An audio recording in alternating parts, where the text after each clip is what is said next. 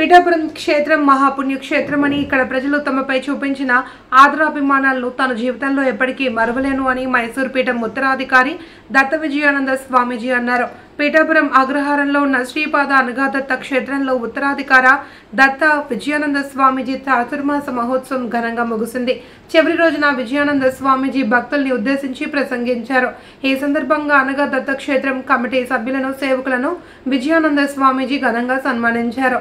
ఈ సందర్భంగా నియోజకవర్గ జనసేన పార్టీ ఇన్ఛార్జి మర్రెడ్డి శ్రీనివాసరావు దత్త విజయానంద స్వామీజీ ఆశీర్వచనాలను తీసుకున్నారు.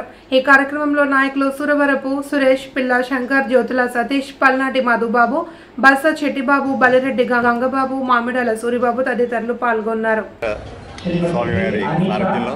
అదేవిధంగా ఈ అధిపతి అయినటువంటి గణపతి సత్యనారాయణ స్వామి కూడా దీన్ని సందర్శించడం జరిగింది. చాలా సంతోషం. రేపటితో ఈ కార్యక్రమం ముగిసింది. ఇంత పెద్ద ఎత్తున భక్తులు తరలి వచ్చి స్వామివారి ఆశీస్సులు పొందడం జరిగింది. మేము కూడా ఇక్కడికి రావడం మూడు సార్లు కూడా స్వామివారి యొక్క ఆశీస్సులు పొందాం. చాలా సంతోషం.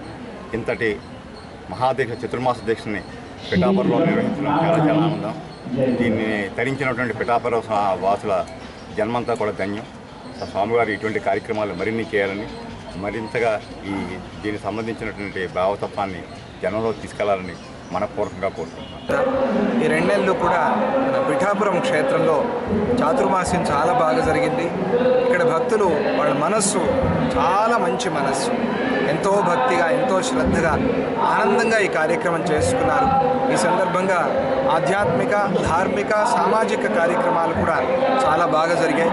పూజ్య గురుదేవులు శ్రీ దత్తప్రభువులు వచ్చి అందరినీ కూడా ఆశీర్వదించారు. ఈ సందర్భంగా మీరందరూ అన్ని కార్యక్రమాలు చూసుకున్నారు. మీడియా వారి ద్వారా అన్ని కార్యక్రమాలు చూపించారు. ఇక్కడ ఈ పిఠాపురం క్షేత్రంలో చాలా విశేషంగా శ్రీపాద శ్రీవల్లభ అనగాదత్త క్షేత్రంలో ప్రతిరోజు జరిగే కార్యక్రమాన్ని వచ్చి మీరంతా కూడా దర్శించండి.